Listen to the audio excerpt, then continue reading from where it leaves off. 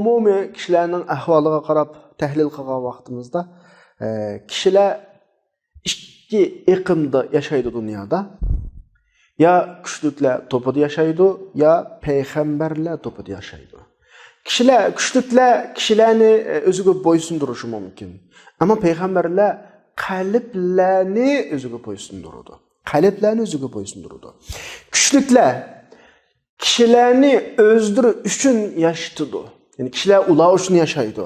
Ammo payg'ambarlar kishilar uchun yashaydi. Kuchliklar oldida madhiyalanadi. Ammo payg'ambarlar keynida, yo'q yerida madhiyalanadi. Mana bu dunyodagi bu ikki tur kishilarningki, kuchliklar bilan payg'ambarlarning iborat bu ikki xil sinfning o'rtasidagi alohida farq.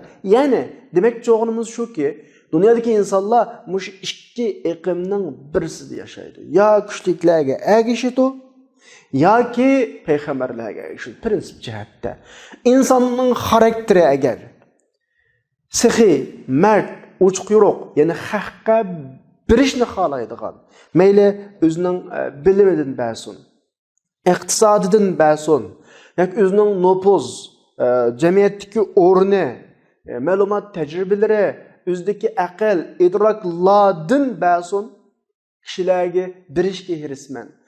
O'zining dinining, millatining xizmatini qilishini yaxshi ko'radigan bu xil shakldagi kishilar payg'ambarlarningki ergash